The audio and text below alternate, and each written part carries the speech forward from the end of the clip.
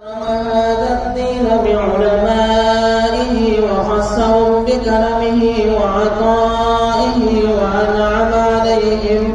وأنعم عليهم بدخول روضة قدسه وثنائه وهم أهل الحق وورثة أنبيائه ونفعنا بعلمهم وبكل الصالحين من أوليائه وعرفنا وشرفنا بهم هم المقربون منه وحيلة أخلائه وأورثنا بواطن قلوب أحبائه وأرشدنا إلى سبيل أسفيائه أحمده حمدا لا يحصى على حسن كرمه وجميل آلائه ما دامت الأرض قائمة بكواكبها تحت سمائه وما دامت المجرات مسحوبة في فضائه وما دام في الدنيا عبد يتقلب بين مقامي خوفه ورجائه وأشهد أن لا إله إلا الله وحده لا شريك له شهادة لعزته وكبريائه وأشهد أن سيدنا ونبينا وسندنا وحبيبنا محمدا عبده ورسوله سيد نبلائه وأتقيائه وأسفيائه ونجبائه وصلى الله تعالى على خير خلقه محمد وعلى آله وأصحابه أجمعين. أما بعد، باب قول الله تعالى: ونزع الموازين القسط ليوم القيامة وأن أعمال بني آدم وقولهم يوزن. وقال مجاهد: القسطاس على عدل بالرومية، ويقال القسط مصدر المقسط وهو العادل، وأما القاصد فهو الجائر. وبالسند المتصل حدثنا أستاذنا المكرم صاحب العلم والقلب السليم الشيخ محمد عارف جن الحسن زي متعنا الله بفيوزه منه. قال: حدثنا الشيخ الكبير نافع الخلق بعلومه في الزمان الأستاذ سليم الله خان نور الله مرقده. قال: حدثنا شيخ الإسلام وأستاذ المحدثين الكرام الشيخ حسين أحمد المدني. قال: حدثنا شيخ الهند محمود حسن الديوبندي. قال: حدثنا الشيخ شاه محمد إسحاق. قال: حصل لي الإجازة والقراءة والسماعة من الأستاذ الشيخ شاه عبد العزيز. قال: حدثنا والدي الشيخ ولي الله الدهلوي. قال: أخبرنا الشيخ أبو طاهر محمد بن إبراهيم الكردي المدني. قال: أخبرنا والدي. قال: أخبرنا أحمد بن عبد القدوس الشنابي. قال: أخبرنا الشيخ شمس الدين محمد بن أحمد الرملي عن الشيخ زين الدين زكريا بن محمد الأنصاري. قال: قرأت على الشيخ الحافظ شهاب الدين أحمد بن علي بن حجر العسقلاني عن الشيخ زين الدين بن إبراهيم أحمد التنوخي عن الشيخ أبي العباس أحمد بن أبي طالب الحجار عن الشيخ سراج الدين الحسين المبارك الزبيدي عن الشيخ أبي الوقت عبد الأول بن عيسى بن شعيب السجزي الحلبي عن الشيخ أبي الحسن عبد الرحمن بن مزفر الداودي عن أبي محمد عبد الله بن أحمد السرخسي عن الشيخ أبي عبد الله محمد بن يوسف بن مطر بن صالح بن بشير الفربري عن مؤلف هذا الكتاب الإمام الهمام حافظ الحجة المقبول عند الوهاب أمير المؤمنين في الحديث أبي عبد الله محمد بن إسماعيل بن إبراهيم بن المغيرة بن بردسبة الجعفي البخاري رضي الله عنه وعنهم أجمعين ونفعنا بعلومه آمين. قال حدثنا الشيخ أحمد بن إشكاب قال حدثنا محمد بن فضيل عن عمارة بن القعقاع عن أبي زرعة عن أبي هريرة رضي الله عنه وعنهم أجمعين قال قال النبي صلى الله عليه وسلم كلمتان حبيبتان إلى الرحمن خفيفتان على اللسان ثقيلتان في الميزان سبحان الله وبحمده سبحان الله العظيم.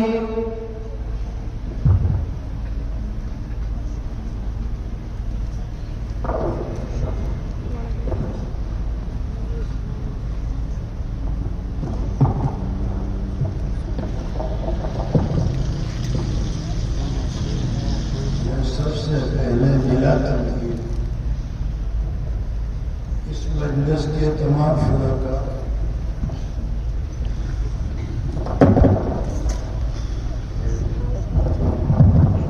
یہ شرکت اللہ کی سختی کے اپنے درآمدی کا سبب بنا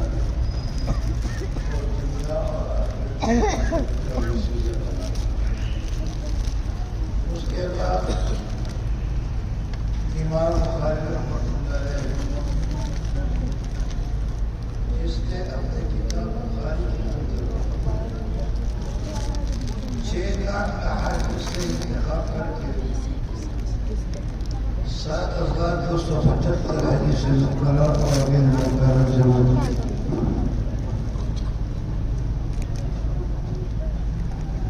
اور ان کے مقرر کے بارے میں علی اختلاف الاقوال بعض حضرات نے 2,500 بتایا، بعض نے 3.5 بتایا، بعض نے 4 بتایا. بہرحال ترتیب امام بخاری رحمۃ اللہ نے اپنی کتاب کے اندر جتنی یہ حدیث جمع کی ہے علامہ قرطبی رحمۃ اللہ علیہ فرماتے ہیں مجھے خود امام بخاری رحمۃ اللہ علیہ نے فرمایا کہ جو حدیث میں اس بخاری میں شامل کرنا چاہتا تھا میں نے اس کو اپنے شرائط کا فرق کر اس کے بعد میں نے غسل کے بعد 2 رکعت نفل پڑھ کے اس کے بعد میں نے جو اپنے تسلی کرنے کے بعد اس حدیث کو اس میں جمع کیا ہے بخاری، جس کی وجہ سے 16 سال اس کی تکمیل پڑ گئی. اسی وجہ سے جمہور علماء کا موقف یہ ہے اصح الکتب بعد کتاب اللہ. اس کے بعد دوسری بات امام بخاری رحمۃ اللہ علیہ نے اپنے کتاب کا مقدمہ کے اندر آغاز کیف کان وضوء سے کی. اس لیے امام بخاری رحمۃ اللہ علیہ اشارہ کرنا چاہتے ہیں اس بات کے طرف کہ جتنے بھی احکام ہیں ہمارے ذمہ ان تمام احکام کا صحت موقوف ہے وحی پر، چاہے وہ مطلوع ہو یا غیر مطلوع. اس کے بعد اصول دینیہ کے حوالے سے امام بخاری رحمۃ اللہ علیہ نے سب سے پہلے کتاب الایمان ہے، اور اس کی وجہ اور سبب یہ کہ تمام اعمال صالحہ جتنے بھی ہیں ان کی قبولیت موقوف ہے ایمان کے اوپر۔ اگر ایمان ہوگا تو یہ اعمال مقبول ہوں گے، ورنہ نہیں۔ اس کے بعد امام بخاری رحمۃ اللہ علیہ نے ابتدا کے اندر یہ کتاب لا کر اس کے بعد امام بخاری رحمۃ اللہ علیہ نے کتاب العلم،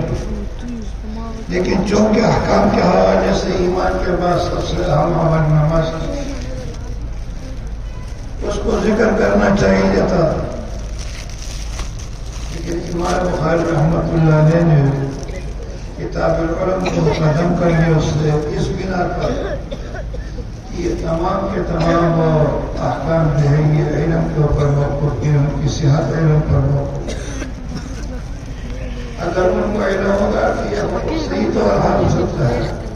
اگر علم نہیں ہوگا تو حکم صحیح نہیں ہو سکتا، اس پر عمل صحیح۔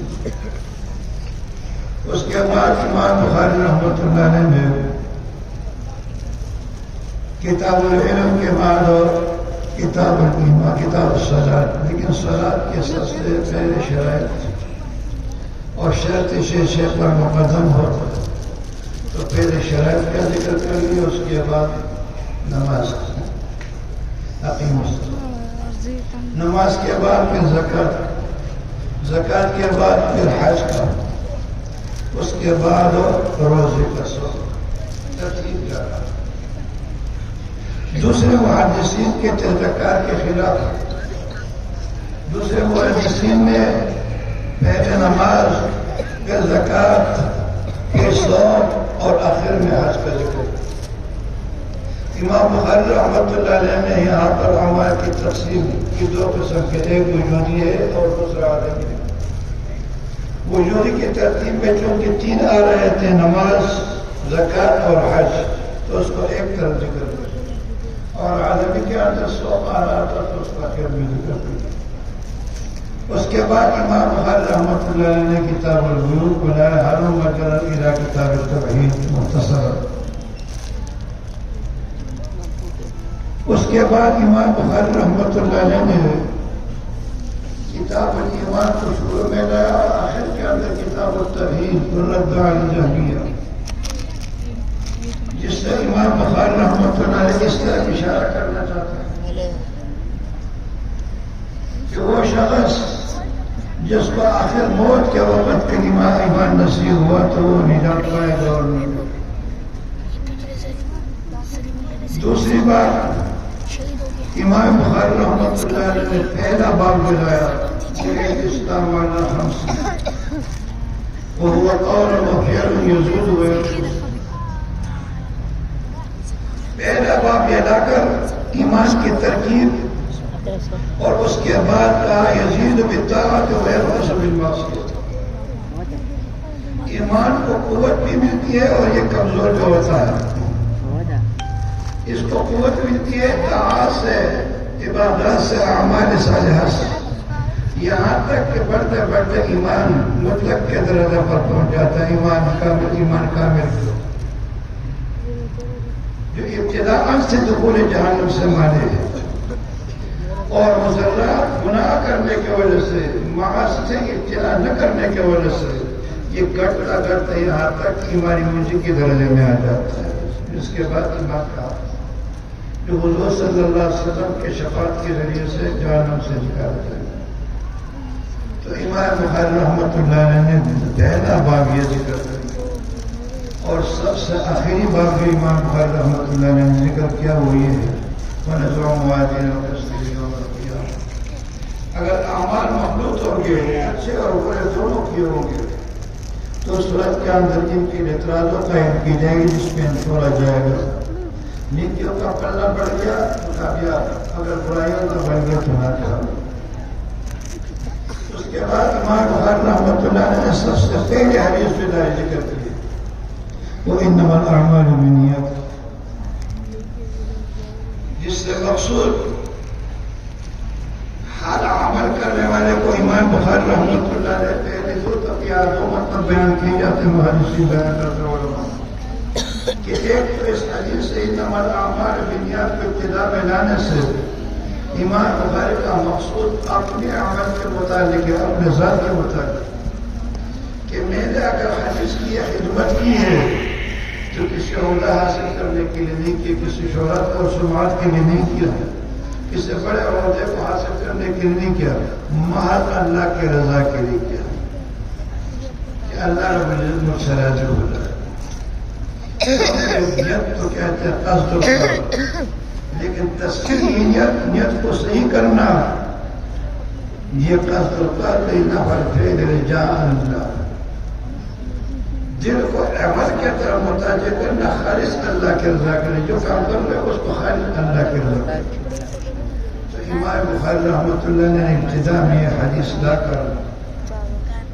آپ حضرات اور ہم سب کو علم کا سفر جو آپ نے شروع کیا ابتدا سے 10 سال یا 11 سال ہو گئے، سیکھنے والا عمل ہے اور بقائے حالت یہ پوری دنیا کے اندر نظام کو امن و امان کا اس کا تعلق علم کے ساتھ، اور اس علم کا تعلق علماء کرام سے وابستہ ہے۔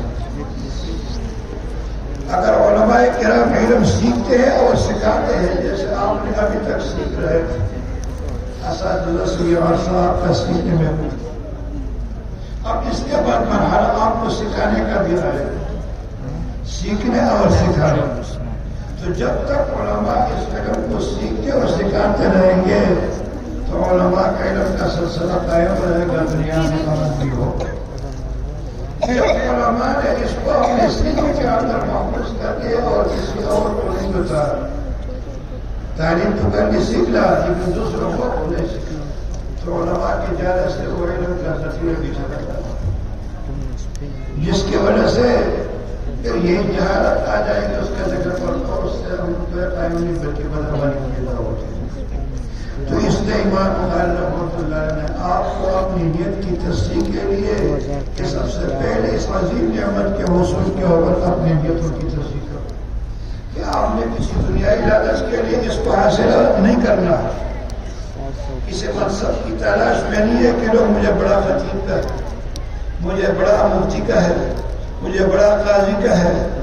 میری شخصیت کی طرف بڑائی کی نسبت ہو کسی کے عہدے کے لیے، بلکہ اس لیے میں اس علم کو حاصل کرنا چاہتا ہوں کہ اللہ رب العزت ہم سے راضی ہو جائے اور یہ ہمارے لیے اللہ کے رضامندی کا سبب بن جائے، اس کو تسلیم ہے۔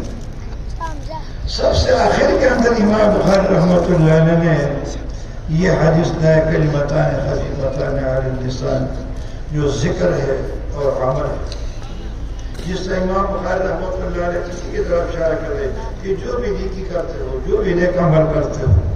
خالص اللہ کے لیے، اس میں کسی اور چیز کا اپنا امید نہ ہو سوائے اللہ کے اللہ، اور اسی اخلاص کی وجہ سے، اسی رضامندی اور اخلاص جو آپ نے اپنے عمل کے اندر اختیار کیا ہے،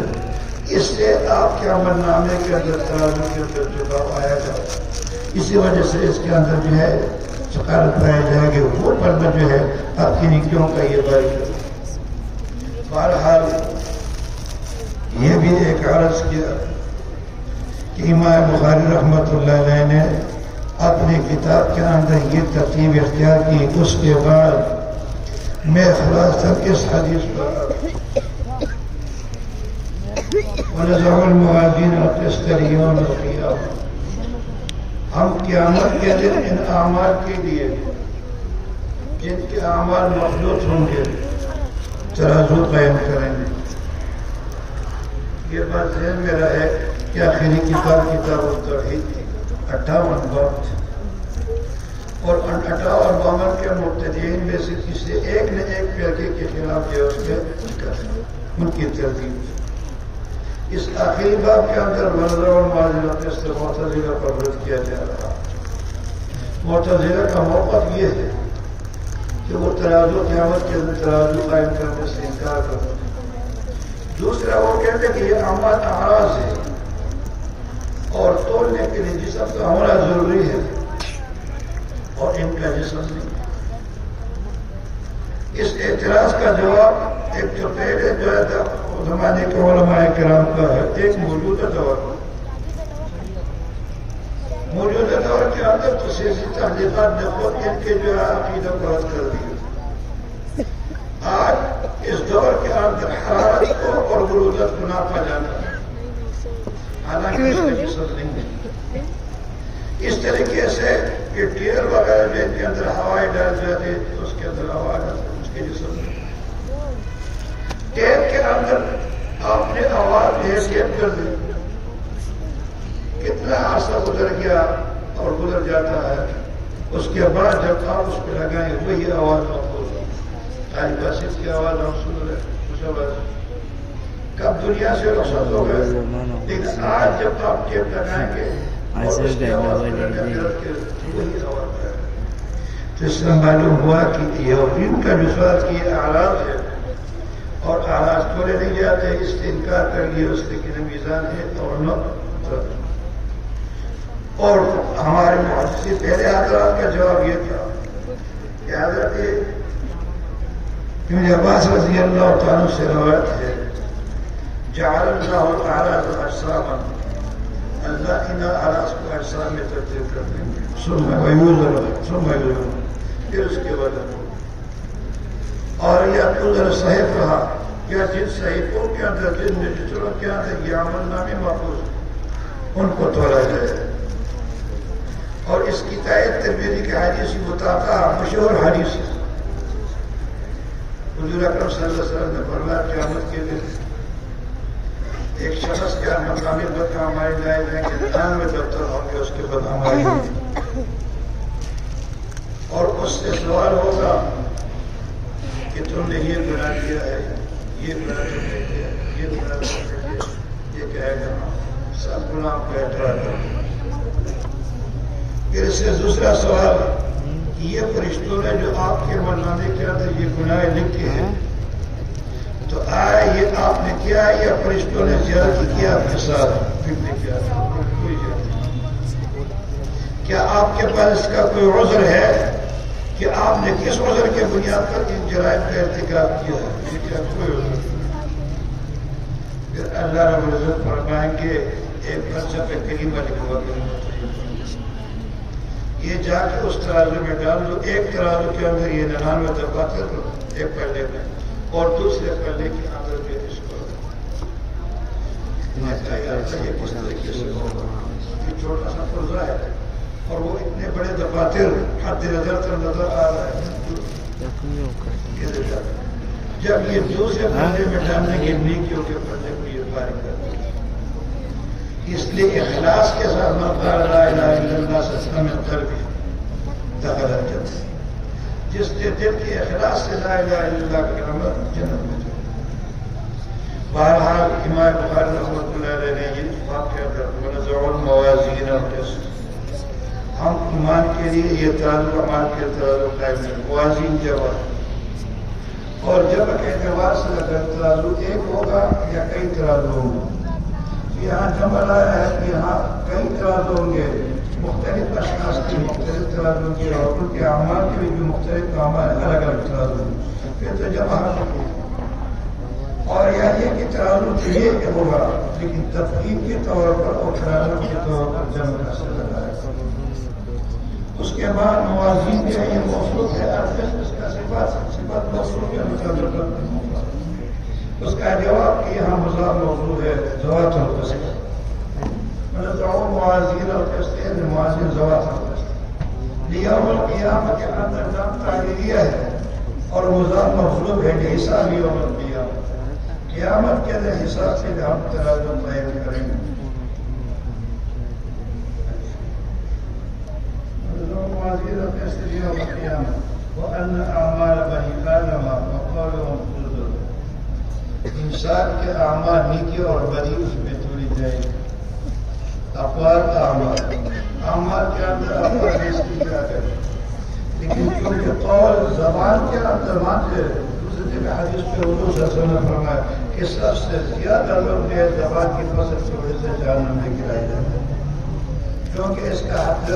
زیادہ ہے، اس لیے اس اہمیت کی وجہ سے تعمیم کے بعد تخصیص کری یعنی اس کے بعد جو ہے افوالوں کا ذکر کریں ایسا بھائی مجاہد نے کہا القصاص والجنوب القصاص، یہ دوسری جگہ قرآن کریم کی آیات امام بخاری اپنے اصول پہلے کی کرتے ہیں، جہاں اسی مادے سے دوسری جگہ نمبر ہوتا ہے اس کو بھی نقل کرتے ہیں، چارجنگ لسٹ بالکل خالی یہاں امام القصاص کا دوسرے آیت کا اس کو یہاں نقل کرتے ہیں اور وہی لگا نا کم ہے چارج رومی زبان میں اور عربی میں توافق لغتیں کی وجہ سے اس کو کیا کہتے ہیں غیر زبان، اس کا معنی دسینہ درا کا ان بھائی کی ويقال القسط مثل القسط، اور کہا جاتا ہے کہ قسط ہے یہ مثل ہے بحسب الزوائد،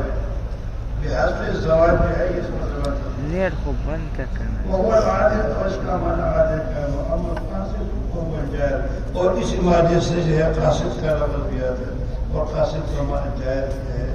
اما القاصدون فكانوا جهنم قاصد،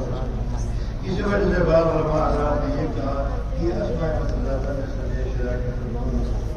چارجنگ اس کے بعد حدیث آ رہی ہے، حدیث کے بعد حضرت کے مطابق کیونکہ نمبر جوڑا حمزہ وقت زیادہ حمزہ اس حمزہ کے بعد حدیث کے بعد حضرت عمر اس کا تھا حضرت